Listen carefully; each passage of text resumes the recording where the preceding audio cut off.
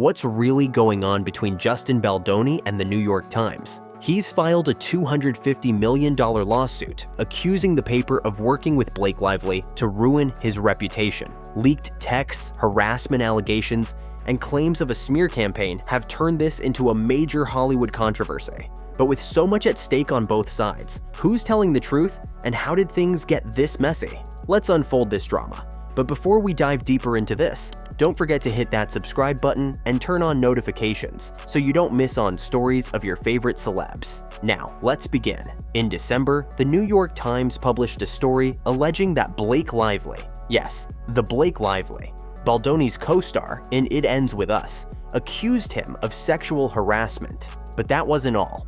According to the report, Baldoni hired a crisis PR firm to launch a full-blown smear campaign against her. Sounds messy, right? Well, it gets even juicier. Here's the backstory. It Ends With Us was supposed to be a career highlight for both stars. Based on Colleen Hoover's wildly popular novel, the movie hit theaters last August. But instead of celebrating, rumors of tension between Baldoni and Lively began circulating.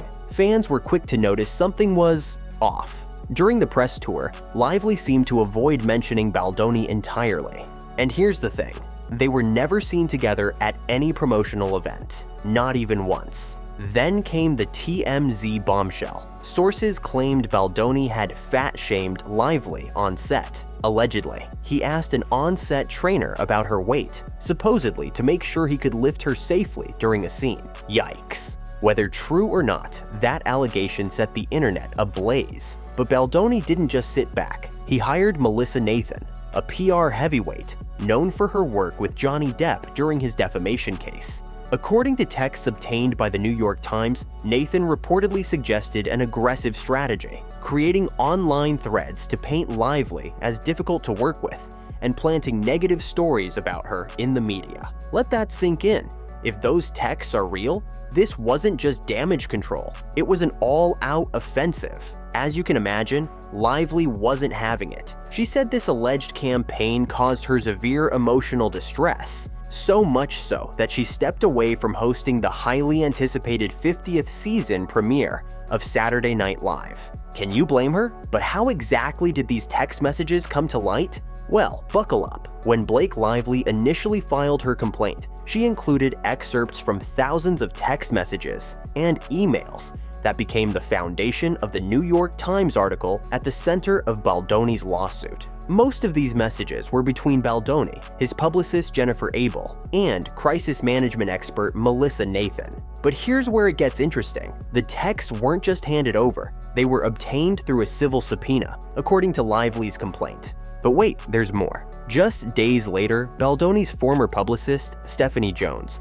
dropped her own lawsuit against him, and she turned out to be the key to how those texts got out. Jones, who runs the JonesWorks publicity firm, claimed in her suit that Abel, Baldoni's publicist at the time, had been fired for allegedly conspiring to steal clients from her firm. After Abel's termination, Jones had her company-issued phone forensically preserved and examined. And guess what? That's where the messages came from. Lively's team then subpoenaed JonesWorks and got their hands on the texts. And oh boy, were they revealing.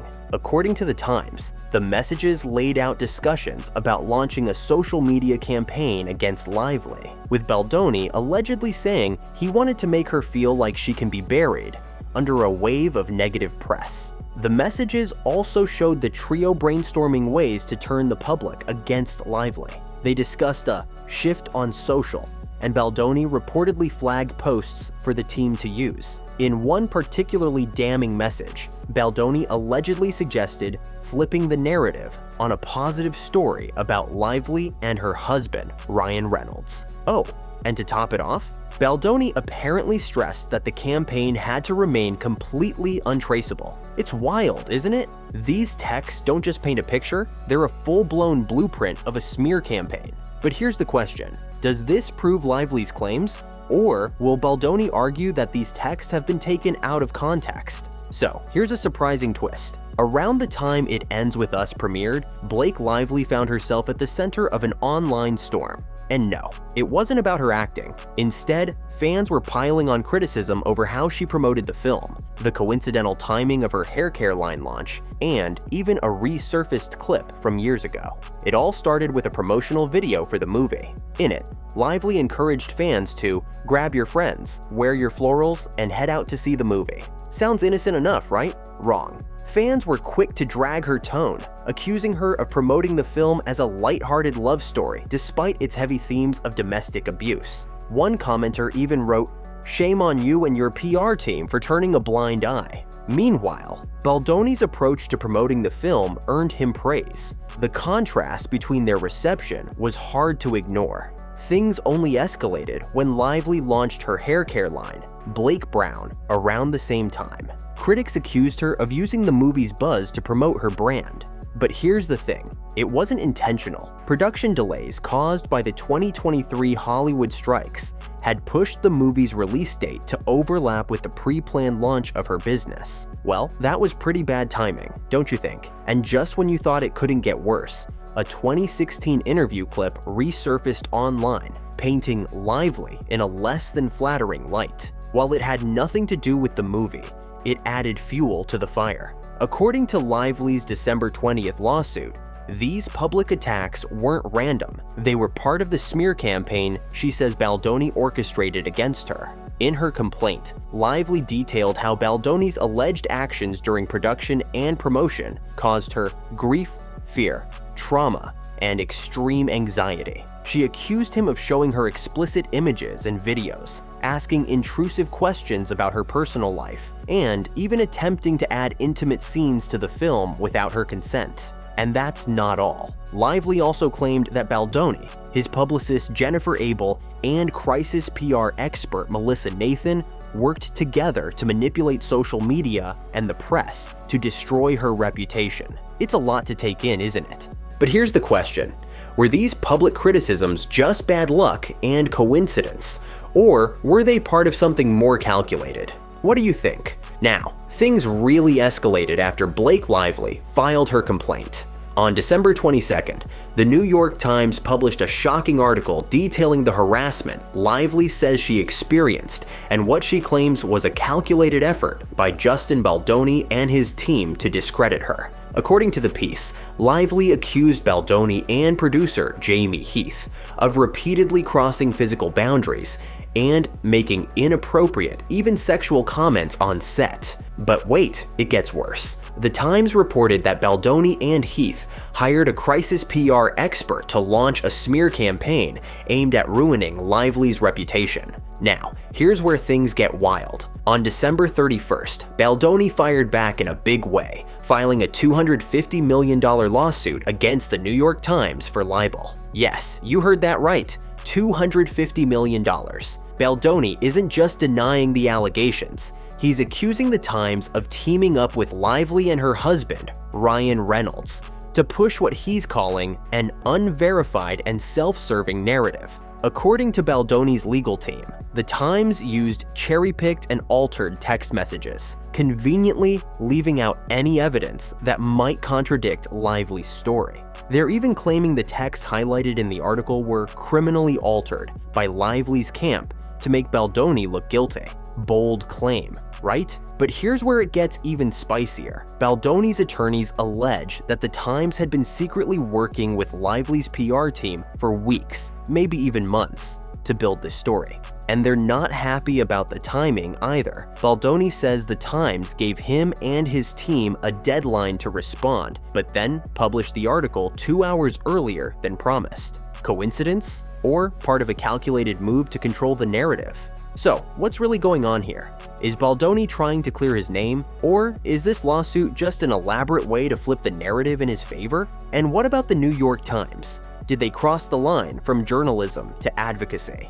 The same day Justin Baldoni filed his $250 million lawsuit against the New York Times, Blake Lively made her next move, filing a federal lawsuit against Baldoni, his production company, and others. Her claims were harassment and what she described as a carefully crafted, coordinated, and resourced retaliatory scheme designed to silence her and anyone else who dared to speak out. Despite all this, Baldoni's lawyer, Brian Friedman, insists that his client never wanted to do anything negative toward Lively. But let's be real, things are getting pretty messy. As for the New York Times, they're standing firm, with senior VP Danielle Rhodes stating that their reporting was meticulous, based on thousands of pages of original documents, and included Baldoni's full response. She added that the paper plans to vigorously defend its story in court. And if you thought the drama was over, think again.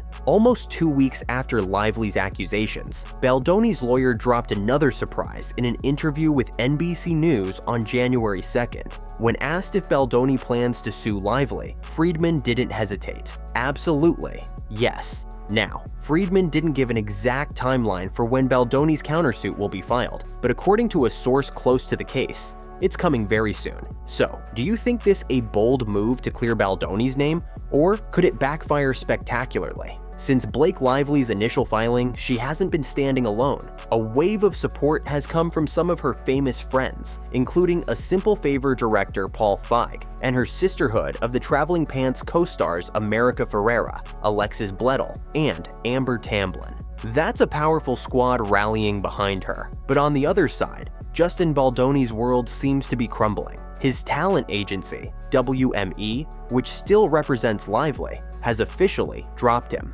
Also, his Man Enough podcast co-host announced on December 23rd that she's stepping away from the show. Ouch. Amid the fallout, Baldoni's lawyer, Brian Friedman, spoke to people calling Baldoni's upcoming lawsuit against Lively a deliberate pursuit of truth. But what does that even mean in a case that's already so murky? So, what do you think? Does Justin Baldoni have a strong case? Or is this lawsuit just adding more fuel to an already explosive situation?